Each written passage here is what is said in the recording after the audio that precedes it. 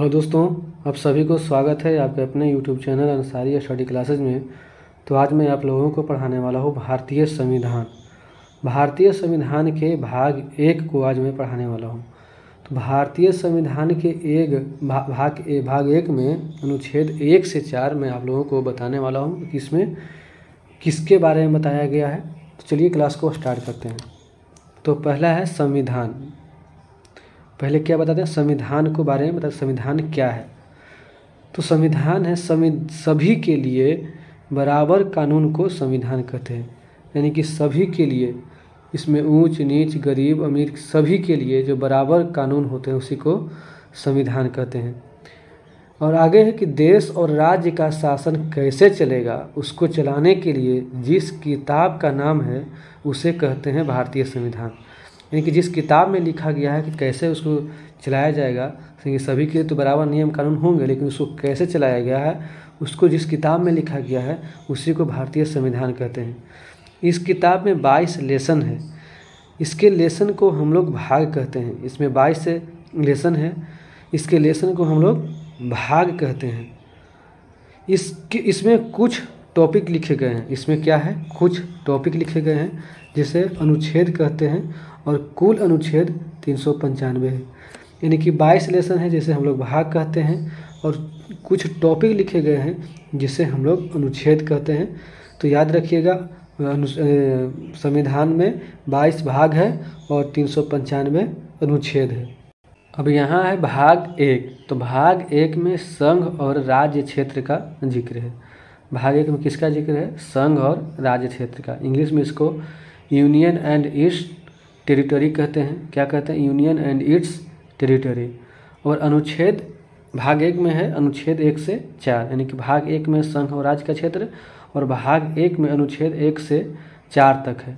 तो अनुच्छेद 1 में है भारत राज्यों का संघ है। यानी भारत जो है वो राज्यों का संघ है, अर्थात इसके राज्य कभी भी टूटकर अलग नहीं हो सकते हैं। भारत क्या है, राज्यों का एक संघ है, और इसके राज्य कभी भी टूटकर अलग नहीं हो सकता है। यानी कि कभी भी आंदोलन नहीं कर सकता है कि हमको एक नया देश बना दिया जाए या हम भारत में नहीं रहेंगे, ये कभी नहीं हो सकता है। तो यही अनुच्छेद 1 में लिखा गया है कि भारत राज्यों का संघ है, अर्थात इसके राज्य कभी भी टूटकर अलग नहीं हो सकते हैं। बहुत ही अच्छे तरीके से हमारे संविधान को डिजाइन किए हैं बाबा साहब भीमराव अम्बेडकर जी ने। जिसे आप लोग पढ़िएगा तो आनंद आएगा और आप लोग बहुत कुछ सीखिएगा। और अनुच्छेद 1 में तो ये बता दिया गया है कि भारत जो है वो राज्यों का संघ है। अब संघ भी कितने तरह के होते हैं वो जान लेते हैं। तो पहला है कॉन्फेडरल, यानी कि परिसंघ।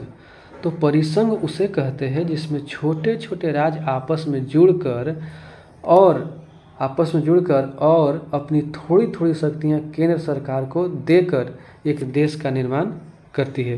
यानी कि इसमें क्या कहता है कि जिसमें छोटे छोटे राज्य आपस में जुड़कर और अपनी थोड़ी थोड़ी शक्तियाँ केंद्र सरकार को देकर एक देश का निर्माण करती है। परिसंघ बहुत ही कमज़ोर होता है। क्या होता है, परिसंघ बहुत ही कमज़ोर होता है। इससे कोई भी देश आसानी से अलग हो जाते हैं। यानी कि परिसंघ किसे कहते हैं, तो इसमें छोटे छोटे राज्य आपस में मतलब मिल जाते हैं, जुड़ जाते हैं, और अपनी थोड़ी थोड़ी शक्तियाँ केंद्र सरकार को देते हैं और एक देश का निर्माण करते हैं। और इससे कोई भी राज्य आसानी से अलग हो सकता है। और आगे है फेडरेशन। तो फेडरेशन मतलब संघ। तो कई राज्य मिलकर एक देश का निर्माण करते हैं। यानी कि उसमें छोटे छोटे राज्य मिलकर निर्माण करते हैं कॉन्फेडरल में, और फेडरेशन में कई राज्य यानी कि बड़े छोटे सब मिलकर निर्माण करते हैं। तो फेडरेशन में संघ में कहता है कि कई राज्य मिलकर एक देश का निर्माण करते हैं, और हर राज्य अपनी कुछ शक्तियाँ के देश को दे देते हैं। अपनी कुछ शक्तियाँ किसको देते हैं, देश को दे देते हैं, और देश को कहते हैं कि आप इन शक्तियों का प्रयोग करें। इससे भी कोई भी देश अलग हो सकता है। यानी कि कह सकते हैं कि कॉन्फेडरल और फेडरेशन दोनों एक ही तरह का है, लेकिन बस फ़र्क ये है कि कॉन्फेडरल में, परिसंघ में छोटे छोटे राज्य मिलते हैं, जबकि फेडरेशन में बड़े राज्य भी मिल जाते हैं और छोटे राज्य भी मिल जाते हैं। यानी कह सकते हैं कि कॉन्फेडरल यानी कि परिसंघ और फेडरेशन संघ दोनों एक ही तरह के होते हैं, लेकिन जो शर्त ये है कि कॉन्फेडरल यानी कि परिसंघ में छोटे छोटे राज्य आपस में जुड़ते हैं और फेडरेशन यानी कि संघ में बड़े राज्य भी जुड़ते हैं और छोटे राज्य भी जुड़ते हैं। बस ये शर्त आप याद रखिएगा। और आगे है यूनियन, मतलब होता है संघ। तो यूनियन का मतलब इसके राज्य कभी अलग नहीं हो सकते हैं, यानी कि भारत एक यूनियन है, इसके राज्य कभी अलग नहीं हो सकते हैं।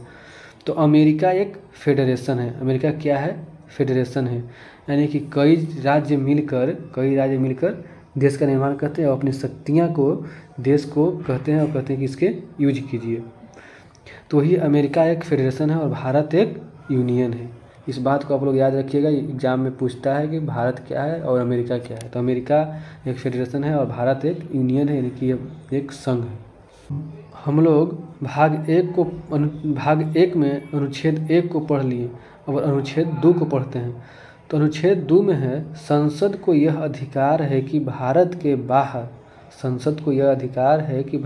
बाहर कोई देश है तो उसे भारत में मिला सकता है। यानी कि संसद को यह अधिकार है कि भारत के बाहर कोई देश है तो उसे मतलब भारत में मिला सकता है, या किसी देश का कोई टुकड़ा है जो भारत में मिलना चाहता है उसे मिला सकता है। यानी कि कोई देश को भी मिला सकता है, या कोई देश का कोई टुकड़ा है जो भारत में मिलना चाहता है उसे भी मिला सकता है। यानी अनुच्छेद 2 कहता है कि संसद राष्ट्रपति के पूर्व अनुमति यानी कि राष्ट्रपति की बिना अनुमति से पहले पूर्व अनुमति पर किसी विदेशी राज्य को भारत में मिला सकती है। जैसे मिसाल के तौर पर सिक्किम को राष्ट्रपति के पूर्व अनुमति पर ही इसको मिला लिया था, और यानी कि ये एक देश का यानी कि टुकड़ा था, इसे अपने भारत में मिला लिया। अब जानते हैं कि सिक्किम को भारत में मिलाया, तो सिक्किम को भारत में कैसे मिलाना, क्या प्रक्रिया रहा। तो देखिए, इसके लिए 35वां संशोधन 1974 में करके सिक्किम को सह राज्य बनाया गया था। यानी कि इसके लिए 35वां संशोधन हुआ संसद में, और 1974 में संशोधन करके सिक्किम को सह राज्य बनाया गया। यानी कि सह राज्य उसे कहते हैं कि मतलब उसको राज्य का दर्जा नहीं दिया हुआ, सिर्फ उसको माना जा रहा है कि भारत का एक हिस्सा है, उसको सह राज्य कहते हैं। तो उसको पहले सह राज्य बनाया गया था। इसके लिए संविधान में एक स्पेशल अनुच्छेद 2 क जोड़ा गया था। इसके लिए संविधान में एक स्पेशल अनुच्छेद 2 क जोड़ा गया। लेकिन फिर सिक्किम को 36वां संविधान संशोधन 16 मई से तिथि याद रखिएगा, तिथि एग्जाम में पूछता है। 16 मई 1975 के द्वारा भारत को 22वां राज्य बनाया गया। अब एग्जाम में पूछ देगा कि सिक्किम को भारत का 22वां राज्य कब बनाया गया, तो आप लोग बता दीजिएगा कि 16 मई 1975 को। अब पूछेगा किस संशोधन के तहत सिक्किम को भारत का राज्य बनाया गया, तो ये भी लिख दीजिएगा 36वां संविधान संशोधन के तहत। इससे बहुत सारा एग्जाम में क्वेश्चन निकल सकता है। आप लोग इसको ध्यान से पढ़िए और ध्यान से सुनिए, आप लोग को याद हो जाएगा।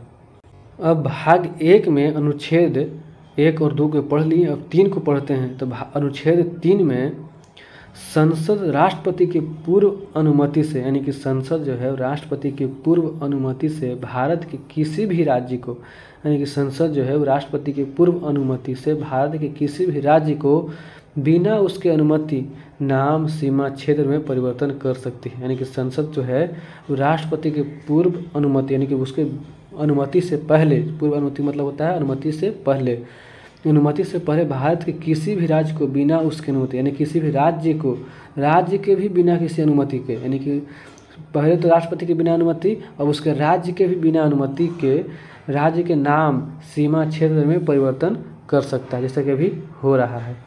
जैसे कि MP मध्य प्रदेश से छत्तीसगढ़ टूटा 1 नवंबर 2000 ईस्वी को, यानी कि न उस राज्य से अनुमति लिया और न राष्ट्रपति से अनुमति लिया, संसद चाहा और संशोधन किया, उसको तोड़ दिया। और यूपी से उत्तराखंड को तोड़ दिया। यूपी से किसको तोड़ दिया? उत्तराखंड को तोड़ दिया 9 नवंबर 2000 ईस्वी को। कब? 9 नवंबर 2000 ईस्वी को। तिथि याद रखिएगा, बहुत एग्जाम में पूछता है। और फिर बिहार से झारखंड को तोड़ा 15 नवंबर 2000 ईस्वी को। कब तोड़ा बिहार से झारखंड? 15 नवंबर 2000 ईस्वी को। ये सब सारी तिथियाँ आप लोग याद रखिए, एग्जाम के पॉइंट ऑफ व्यू से बहुत ही महत्वपूर्ण है, मैं आप लोग को बार बार कह रहा हूँ। अब पढ़ते हैं अनुच्छेद 4 को।